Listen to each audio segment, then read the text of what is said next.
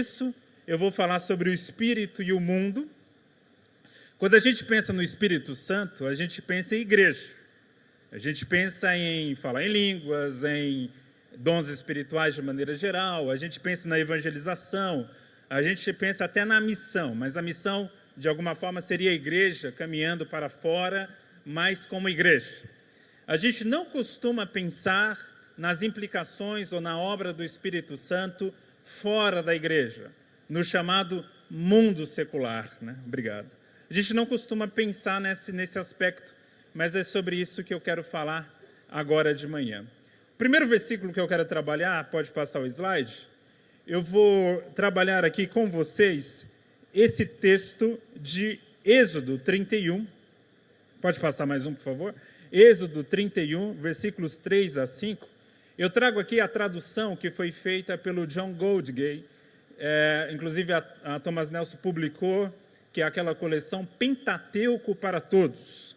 E nessa tradução de Êxodo 31 está escrito assim: E o enchi com espírito divino de reflexão, discernimento, conhecimento e toda a destreza, para fazer desenhos e trabalhar com ouro, prata e cobre, e no corte de pedra para fixação e entalhe de madeira, para trabalhar em todo ofício. Esse texto aqui está falando de Bezalel.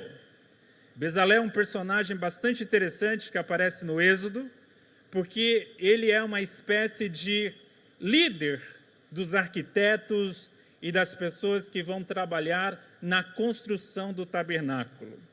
E aqui esse texto tem implicações fantásticas. Por quê? Bezalel é o primeiro personagem da Bíblia a Bíblia mencionar que é cheio do Espírito Santo. E aqui, Bezalel não é profeta, Bezalel não é um patriarca, Bezalel não é alguém aqui tomado em visões, em sonhos, Bezalel não é alguém usado na cura, Bezalel é alguém que trabalha com pintura, com arquitetura, com arte. Então, a primeira pessoa cheia do Espírito Santo, ela foi cheia do Espírito Santo para produzir criatividade. Olha que interessante. E aqui é um tema que eu gosto de trabalhar, porque quando a gente pensa na atuação do Espírito Santo, o Espírito Santo também atua na criatividade que há no mundo. Não só na igreja, observe bem, na criatividade que há no mundo. A criatividade é um dom fantástico que os seres humanos têm. Os animais não são criativos, as plantas não são criativas, mas nós, como seres humanos, somos capazes de criar coisas novas. E essa criatividade é um dom do Espírito Santo, inclusive bem distribuído pelo mundo. E aí eu tenho uma crise já há bastante tempo, que o Espírito Santo tem dado criatividade, e é a atuação que ele faz, fora, inclusive, dos limites da igreja, mas a igreja em si vive uma crise de criatividade. Quem aqui gosta de filme evangélico? Levante a mão. Eu vou apanhar, então, aqui. No Orkut, tinha algumas comunidades. Orkut, para quem não sabe, era uma rede social antiga. Lá no tempo dos maias, dos incas, existia uma rede social que não tinha esse ódio político. Lá era tudo muito alegre, vivíamos felizes e não sabíamos. Escrevíamos depoimentos, elogiando as pessoas, mas havia algumas redes sociais do tipo eu odeio. Tinha a comunidade eu odeio acordar cedo, eu odeio Malhação. Malhação era uma novela, né? Não é Malhação de academia. Eu odeio, sei lá, o CD de alguma cantora da época. A Anitta não existia naquela época, mas deveria ser outra cantora, sei lá, Ivete Sangalo, alguma coisa assim. Aí, eu acho que se o Orkut existisse hoje, eu faria parte da comunidade eu odeio o filme evangélico. O filme evangélico é bastante ruim. Por quê? Porque o filme evangélico, ele tem um roteiro sempre muito previsível. Se ele é um filme de família, é uma família que começa bastante bagunçada, cheia de problemas, Aí, aquele homem teimoso, aquela coisa, aquele homem que não quer ouvir a sua esposa de oração piedosa, aí a sua esposa, ela vai ao encontro da vizinha, e aquela vizinha, aquela senhorinha de oração, e que dá uma palavra de sabedoria. Vocês já viram esse filme, né? Mas várias vezes, esse filme se repete várias vezes. Aí aquele homem tem um encontro com Deus e vivem felizes para sempre. Assim é filme evangélico. Mas a vida é muito diferente desses filmes. E aí eu entro em crise, por quê? Aí eu vou assistir um filme de um cara chamado Terrence Malick. O Terrence Malick é um católico, daquele bem tradicional. E o Terrence Malick faz um filme que é um verdadeiro sermão do começo ao fim, mas sem ser piegas, mas sem em momento algum empurrar o tempo todo Deus, Deus, Deus, Deus, Deus. E ele consegue pregar o filme inteiro. Ele faz filme sobre a vida de um homem viciado em dinheiro, ele faz filme de guerra, ele faz filme sobre o nazismo, e tudo que ele faz é um verdadeiro sermão. E aí caramba, por que a gente não tem Terrence Malick evangélico? Ou se tiver, por que esse cara ainda não está em evidência? O Espírito sopra criatividade. Tem soprado sobre a mente brilhante do Terrence Malick, mas tem soprado também sobre a mente brilhante de muitos diretores de cinema que não são nem cristãos. E aí, a minha questão aqui trazer para vocês é o seguinte: o Espírito que cria, esse Espírito que opera na igreja, esse Espírito tem operado criatividade também lá fora. E é maravilhoso isso. É maravilhoso entender que todo dom que o homem tem vem do Pai das luzes. Você já parou para pensar na implicação do que Tiago está ensinando? Todo dom vem do alto. E todo dom vem do Pai das luzes. A questão é que eu posso usar o dom mal. Inclusive, nós vamos ver aqui em Êxodo 31, que Deus está usando Bezalel para usar aqui ouro, prata, cobre, para usar todo tipo de ferramenta, para fazer desenhos. Para quê? Para construir o tabernáculo. Só que no capítulo 32, logo na sequência, esse mesmo povo de Israel, mas não fala de Bezalel, fala ali da liderança de Arão. Enquanto Moisés está recebendo as tábuas da lei, lá no monte, esse povo de Israel está pegando a sua haste, está pegando o seu ouro, a sua prata, e está construindo um bezerro de ouro. Olha que coisa. Deus dá ferramentas, Deus dá criatividade, Deus dá inteligência, mas eu posso, com essa inteligência, com essa criatividade, construir um tabernáculo, ou eu posso construir um bezerro de ouro.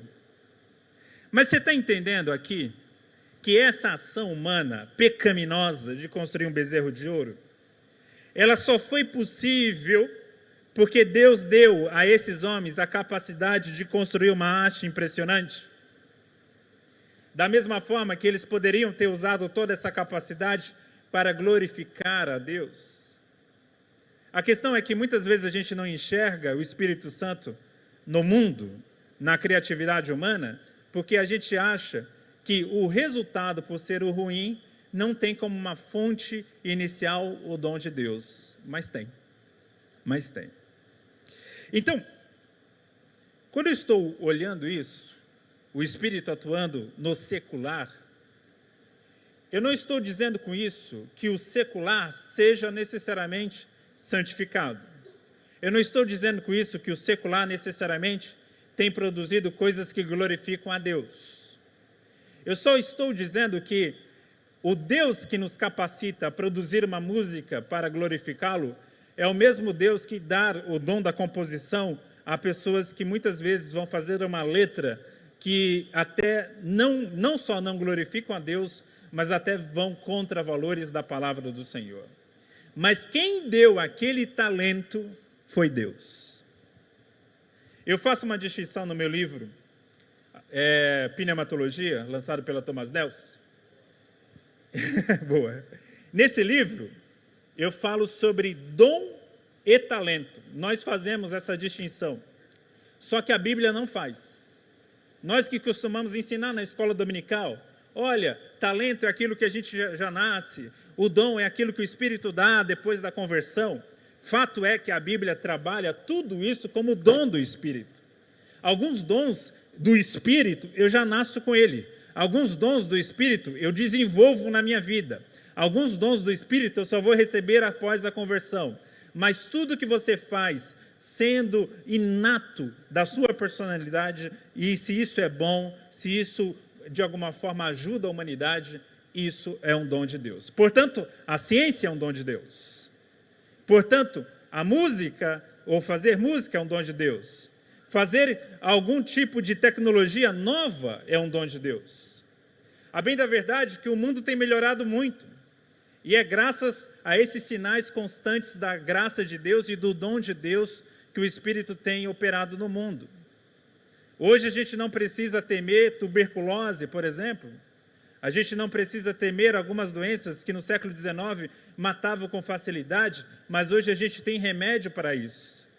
Então tudo isso é graça de Deus, o que os calvinistas costumam chamar de graça comum, e nós pentecostais vamos dizer, é a atuação do Espírito no mundo. O Espírito tem operado no mundo. Então, qual é a implicação disso na prática para a gente? De fato, ser criativo. De fato, cultivar a criatividade. De fato, você pode fazer arte. E a sua arte não precisa ter uma cara evangélica. Você pode fazer uma arte que Deus está ali. E Deus está ali sem precisar estar de maneira explícita ou explícito. Nós temos essa coisa meio evangélica que Deus tem que estar assim, ó, sempre sendo mencionado. É parte da nossa cultura também. Mas veja, os judeus não tinham muito esse problema. Eles colocaram na Bíblia um livro chamado Esther, que o nome de Deus nem aparece. Eles colocaram um outro livro na Bíblia chamado Cântico dos Cânticos, que no texto crítico, o nome de Deus nem aparece. Então há 2 livros na Bíblia, e veja, esse livro, Cântico dos Cânticos, é um livro que diz respeito a um poema de amor entre um homem e uma mulher, ou um conjunto de poemas de amor entre um homem e uma mulher. Depois Israel interpretou como o amor de Deus por Israel, depois os cristãos interpretaram como o amor de Deus ou de Jesus pela igreja. Então, essas leituras também são válidas, mas originalmente são poemas escritos de amor. Aí alguém me pergunta, pode ouvir música romântica? A Bíblia tem música romântica dentro dela. E convenhamos, é uma música um tanto, né? E aí a gente se escandaliza. Mas a gente se escandaliza com texto bíblico. É Bíblia. Não fui eu que inventei. Não fui eu que coloquei. Até porque, conhecendo a minha formação evangélica, se fosse eu o responsável por selecionar os livros do Antigo Testamento na formação do cânon, provavelmente eu ia deixar, não, esse aqui não, esse aqui fica de fora. Por quê? Porque a gente foi criar. Mas é a Bíblia que tem uma música romântica no meio ali do cânon. Sem falar de Deus. Sem falar, oh, eu te amo, meu amor, não sei o quê. Mas calma aí, Deus, eu te amo também. Não, não tem isso. É uma declaração de amor puro de um homem para uma mulher e de uma mulher para um homem. E isso glorifica a Deus. Entenda isso.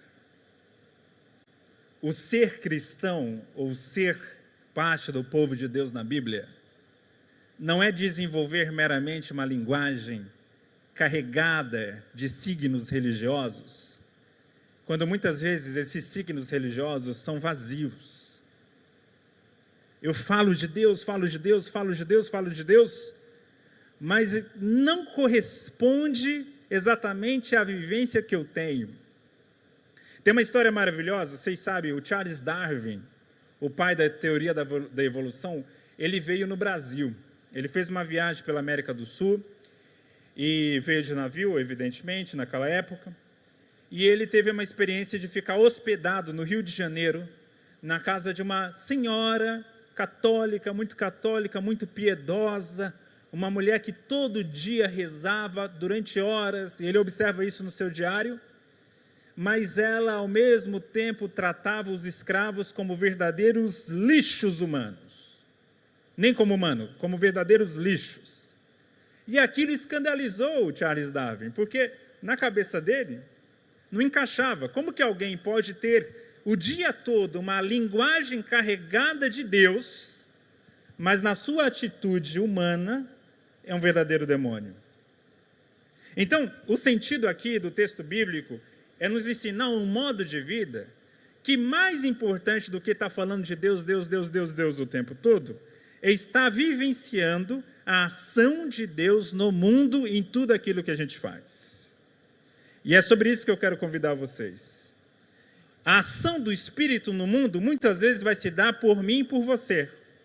O Espírito vai atuar no mundo, produzindo coisas novas, produzindo novas tecnologias, produzindo ciência e produzindo tudo isso por meio de alguém que é um verdadeiro servo de Deus e que age como verdadeiro servo de Deus, por exemplo, estudando muito. Por exemplo, se dedicando bastante à sua profissão. Por exemplo, se dedicando bastante àquilo que foi chamado a fazer. Então, o Espírito está atuando no mundo, seja por meio de você que é crente, ou por meio da criatividade humana de maneira geral. E aí, tem outro versículo na Bíblia, que é maravilhoso, pode passar ali para Gênesis, por favor, que é um versículo bem famoso, que é Gênesis 1:2. A terra, porém, estava sem forma e vazia. Havia trevas sobre a face do abismo, e o Espírito de Deus pairava sobre as águas. Aqui é a primeira menção ao Espírito Santo na Bíblia. E essa primeira menção tem um retrato do Espírito Santo bastante interessante. Mas antes, uma observação. Veja, o texto bíblico, na maioria das versões, vai estar assim: a terra, aqui essa versão usa, estava. Em muitas versões vai estar, a terra era ou estava sem forma e vazia. Nenhuma versão vai trazer assim, e a terra se tornou sem forma e vazia. Esse se tornou aí não cabe na língua hebraica aqui. O versículo 1 diz, e Deus criou os céus e a terra era sem forma e vazia. Ela não se tornou. Por que eu destaco isso? Porque tem uma teoria chamada teoria do hiato, que ela diz o seguinte, que Deus criou o mundo, os céus e a terra, aí veio um meteoro, veio alguma coisa, e esse meteoro era o diabo caindo do céu, aí bateu na terra, aí essa primeira terra foi destruída, por isso que ela teria ficado sem forma e vazia. Não é o que o texto bíblico está dizendo aqui. Ele está dizendo que a terra, no seu início, já era uma criação informe, era uma terra sem forma e vazia. Preste bastante atenção nisso. Eu sei que você aprendeu isso na novela da Record, mas tira da sua cabeça, né? Inclusive, não é um meio bom de estudar a Bíblia, tá? Novelas, essas coisas. É bom ler o texto, tal, né? A minha querida esposa, amada esposa, ela gosta dessas novelas e foi a nossa primeira crise conjugal. Mas tudo bem. Tolerância, amor, respeito, a gente vai convivendo, né? Mas é importante você entender aqui que, diferente do que aparece na novela, a terra, ela não se tornou sem forma e vazia. O caos, que está aqui no versículo 2, ele é parte da criação. Olha que interessante. Quando Deus está criando o universo, quando Deus está criando o mundo, há um elemento caótico. Caótico. E o caótico aqui é neutro. Porque o caos na Bíblia normalmente é negativo. O mal vem do caos. A besta vem do caos no Apocalipse. Mas o caos aqui não é nem bom nem mal. Ele é parte do processo de criação do mundo. E aí, o caos, que é a bagunça, que é a confusão, que é a informidade, né? A terra sem forma e vazia. O que diz o texto? O Espírito paira. Pairar aqui, a ideia é que o Espírito voa parado. E esse espírito que voa parado, como se fosse uma águia alimentando a sua prole, aqui está falando do Espírito Santo. O texto bíblico está comparando o espírito a um pássaro. E o espírito que paira é o espírito que gera vida. Então ele está ali alimentando aquele mundo caótico de vida. E nesse mundo caótico de vida, ele está criando uma ordem. Observe isso. Uma das ações do Espírito Santo, e isso aqui vai quebrar um pouco dos pentecostais mais exagerados. Alguns pentecostais mais radicais, eles acham que o Espírito Santo veio colocar desordem no mundo. O culto é para acabar 9 horas, mas o Espírito vai levar até 11. Né? O Espírito é livre, ninguém pode impedir. Bom, é verdade. Mas a primeira descrição do Espírito é que o Espírito é um Espírito que cria ordem. E ao criar ordem, ele cria beleza. Ele cria harmonia. Não sei se você está captando aqui, mas quando a gente vai para Bezalel, o que Bezalel está fazendo é uma criação de uma ordem. Ele está pegando ouro, prata, madeira, ferro, elementos espalhados, elementos do caótico, ele está juntando na medida da criatividade do Espírito Santo e ele está criando um tabernáculo que é uma ordem. E um detalhe, o tabernáculo é literalmente um pedaço do céu. O que Bezalel está fazendo é criar como se a mesma coisa que nós vemos aqui, o Espírito Santo fazendo no mundo, o Bezalel está fazendo o trabalho de dar ordem ao caos, de criar algo novo, a partir de elementos caóticos, e ele está criando um pedacinho do céu na terra. E aqui o Espírito Santo estava criando ordem no mundo. Só para você entender o que eu estou falando aqui. Todas as vezes que você está sendo criativo, que você está dando ordem ao caos, você está fazendo um trabalho equivalente ao que o Espírito Santo fez no cosmo. Você está fazendo isso no microcosmo. Você está fazendo isso dentro da sua casa. Você está fazendo isso dentro da sua igreja. Mas o Espírito Santo estava fazendo isso no universo. Olha que coisa linda. Sabe quando a pia está toda bagunçada? Aquelas panelas uma em cima da outra. E aí você pega com muita coragem aquele detergente, aquela bucha, né?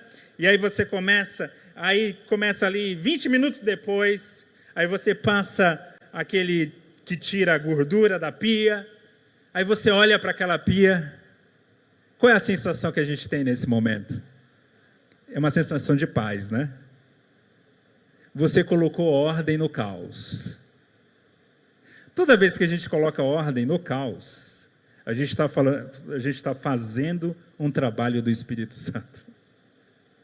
E veja, eu não preciso ser crente para isso. São Paulo, de vez em quando, tem aquelas tempestades de verão, e aí falta energia, aí o farol quebra, aquela coisa toda, aí os carros ficam no cruzamento, nenhum quer dar passagem para o outro e todo mundo fica parado. Recentemente eu estava numa situação assim, um motoqueiro parou na frente e ele começou a fazer a posição de guarda de trânsito. Ele dizendo, vem para cá, outro fica aí e tal. Ele começou a direcionar. E aí o trânsito começou a fluir. Aquele motoqueiro, que não era guarda de trânsito, que simplesmente parou alguns minutos do seu tempo para deixar que o trânsito fluísse, ele estava trazendo ordem ao caos. Isso é um trabalho do Espírito Santo. O câncer é caos. A cura do câncer é ordem ao caos. A violência é caos. A ação social e policial para evitar a violência é ordem. Por exemplo, uma rua degradada, com muros pichados, com uma rua cheia de um matagal alto, é caos. Uma ação humana de uma boa gestão pública que limpa tudo isso é ordem no caos. E tudo isso melhora a nossa vida. E tudo isso é trabalho do Espírito Santo. É assim que o Espírito Santo age no mundo. Ele traz ordem para o caos. Então, eu não posso ser um agente do caos. Eu preciso ser um agente do Espírito. Você vê como a forma como o Espírito Santo trabalha tem a ver com um tema que a gente muitas vezes despreza, que é ecologia. Eu moro próximo ali em São Paulo ao Rio Pinheiros. Para quem é fora de São Paulo, o Rio Pinheiros é desconhecido. Vocês conhecem mais o Rio Tietê. Só que o Rio Pinheiros é um afluente do Rio Tietê. E o Rio Pinheiros, ele atravessa aquela parte da cidade onde tem aquela famosa ponte estaiada. O Rio Pinheiros era um rio literalmente morto. Era um rio preto. Um mau cheiro terrível, um verdadeiro esgoto. E nos últimos 4, 5 anos ele está num processo de limpeza. E aí já começou a aparecer peixes, e já você andando na ciclovia que tem do lado do peixe, do rio, você já vê patos, você já vê garças, aquele barulho bonito de garças voando e fazendo aquele barulho que elas fazem, assim, até parece que você está na praia, até parece que você está em João Pessoa, assim. E aí, eu sinceramente, uma vez, andando ali do lado daquele rio, e vendo um pato, se há pato ali é porque já há vida animal, ou vida aquática no rio. Eu vendo aquilo, eu fiquei, meu Deus, que coisa linda. Isso é, no micro, o que um dia acontecerá no macro. Um dia haverá um novo céu e uma nova terra. A nova terra que a Bíblia diz, não é a ideia que essa terra que nós habitamos aqui vai virar pó e depois vai vir uma nova terra completamente nova. Não. A terra que nós pisamos hoje, ela vai passar por um processo de descontinuidade, então muita coisa que existe aqui vai deixar de existir e muita coisa que existe hoje vai ser renovada. Assim como o meu corpo e o seu corpo. Um dia nós vamos ressuscitar. E o nosso corpo ressuscitado vai ser um pouco diferente do nosso corpo hoje, porém não totalmente diferente, porque será o nosso corpo glorificado. Pense em Jesus. Jesus era diferente uma vez ressuscitado. Por quê? Porque Maria Madalena confundiu ele com um jardineiro. Os discípulos de Emaús confundiram Jesus como um viajante. Logo de cara, eles não reconheceram a aparência de Jesus. Mas o que acontece? Quando Jesus senta na mesa com os discípulos de Emaús e Jesus parte o pão, o gesto de partir o pão não havia mudado. Não havia mudado. Quando Jesus fala com Maria, Maria está ali desesperada, pensando que ele havia roubado o corpo de Jesus, e o texto dá a entender que ela estava de costa naquele momento para Jesus. E Jesus fala para Maria, Miriam, que Maria em hebraico é Miriam, né? Miriam, ela vira Rabone, mestre. Ela reconhece a forma de falar de Jesus. O corpo glorificado vai ser isso. Ele vai descontinuar em muita coisa, mas ele vai continuar em outras. Assim como a nova terra que nós pisamos hoje, ela vai descontinuar em muita coisa e vai continuar em outras. O que vai descontinuar? E o que vai continuar? Eu não sei. Mas esse princípio está bem claro. Haverá uma ressurreição. E aí isso nos ensina, irmãos, a amarmos o planeta que nós pisamos. Porque Deus valoriza esse espaço. Ele valoriza tanto que Ele um dia vai ressuscitar essa terra. Assim como nós devemos valorizar a nossa saúde corporal, o nosso corpo, porque Deus um dia vai ressuscitar o nosso corpo.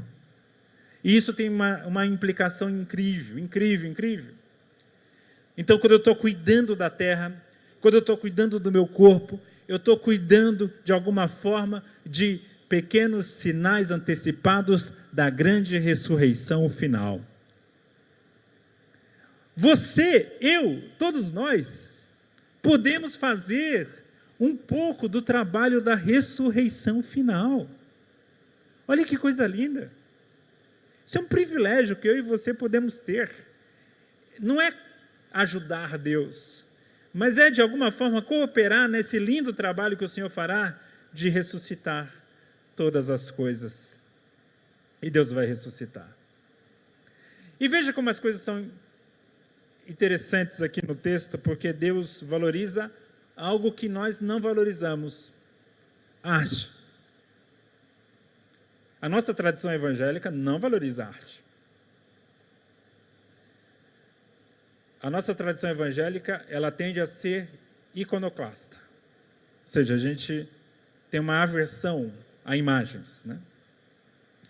Agora preste bastante atenção. Deus valoriza tanto a arte, e volta a repetir, o primeiro homem cheio do Espírito Santo, ele foi trabalhar em arte. Quem assistiu aqui o filme 2012? No filme 2012, que é um filme também antigo, né? Nesse filme tem uma cena que eu acho interessante, que eles estão tentando resgatar um pedacinho da humanidade, não dá para resgatar todo mundo, o mundo está acabando, mas quem eles resgatam no Museu do Louvre? A Mona Lisa, né? Por quê? Você já parou para pensar por que no fim do mundo alguém vai se preocupar em salvar um quadro? Por quê, irmãos? Há uma dimensão na arte, que a arte não é passageira, ela é permanente. E ela tem a ver com a identificação de um povo, de uma cultura. Quando eu mato a arte, eu estou matando uma cultura. E quando eu mato uma cultura, eu estou matando um pedacinho da humanidade. E aí, esse filme é uma ficção, mas isso aconteceu na vida real. Durante a Segunda Guerra, quando Hitler invadiu a Polônia, e os franceses ficaram preocupados que a próxima invasão seria a França, portanto chegaria a Paris, os funcionários do Museu do Louvre pegaram a Mona Lisa, guardaram a Mona Lisa e ficaram escondendo por meses e meses e meses a Mona Lisa por diversas casas diferentes de Paris. E conseguiram salvar a Mona Lisa. Interessante demais, essa aptidão humana, ela sabe que ela precisa de algo que transcende a nossa própria experiência concreta. Lá na Tchecoslováquia, havia um campo de concentração também na Segunda Guerra. E nesse campo de concentração, que era um campo de concentração intermediário, que dali eles enviavam muitos judeus para Auschwitz, onde ali eles eram mortos. E ali na Tchecoslováquia, esse campo de concentração, que era um campo de concentração grande, os judeus estavam sendo presos, estavam sendo escravizados, muitas vezes, estavam passando fome, num tratamento desumano. Mas conta a história que havia um judeu ali chamado Rafael, que ele organizou um pequeno coral, uma orquestra não, porque não havia instrumentos, um pequeno coral a capela para cantar músicas clássicas. E é muito lindo isso. É muito lindo você observar que a arte tem esse poder. Pessoas que estão numa situação deplorável, vivendo o inferno na terra, mas que encontram ainda espaço para expressar beleza, porque a beleza é um dom do Espírito Santo. A beleza é um dom do Espírito Santo.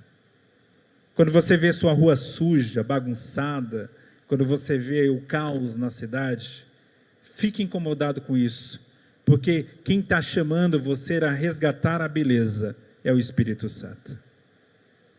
Quando você vê a pobreza, quando você vê a miséria, quando você vê alguém ali, uma criança passando fome, e você se vê chamado a ajudar, a fazer algo, a transformar aquela realidade, esse trabalho é um trabalho que o Espírito Santo está fazendo para trazer beleza ao mundo. Quando você está vendo uma arte degenerada, só focada nas drogas, numa vida sexual depravada, e você está pegando a música e fazendo uma música bela, que não necessariamente está diretamente glorificando a Deus, mas você está fazendo uma música, um poema belo, você está trazendo beleza para o mundo e você está fazendo uma obra do Espírito Santo. Veja, há tantas formas do Espírito Santo me usar e usar você. E talvez o Espírito Santo vai te usar de uma forma que você vai julgar. Nossa, isso parece tão secular, mas é nesse espaço que o Espírito Santo quer te usar. Você não precisa ser pastor, cantor evangélico, coach evangélico, porque esses aí Deus não usa mesmo, tá? Você não precisa ser nada disso para Deus te usar. Se você faz o seu trabalho com excelência, se você está inovando naquilo que você faz, se você faz com amor, se você joga ali o seu suor, mas fazendo aquilo com carinho, faça com excelência. Seja o melhor Uber, seja o melhor pintor de casa, seja o melhor editor, seja o melhor faxineiro, seja o melhor fazendeiro, seja o que você for, seja o melhor, para glorificar a Deus e trazer ordem e beleza para o mundo. Amém, igreja? E aqui eu encerro as minhas palavras, até porque vocês já estão com fome, né? A gente também. Mas eu só quero lembrar o seguinte: quando eu faço esse tipo de coisa, quando eu trago beleza ao mundo, eu não estou necessariamente convertendo o mundo. A conversão é um processo que demanda uma transmissão oral da palavra. Paulo diz que a fé vem pelo ouvir. Mas eu quero dizer uma coisa para vocês. Quando a gente traz beleza e ordem ao mundo, a gente está fazendo o serviço de Deus. Não é uma evangelização clássica. Nem salvará o mundo. Mas, de alguma forma, a gente está colocando a presença de Deus no mundo. E trabalhar a presença de Deus no mundo é um trabalho belo. É um trabalho glorificador. É um trabalho que honra a Deus. Portanto, não é pequeno. Portanto, não é desprezível. Amém? Deus abençoe a todos vocês. É um prazer estar aqui.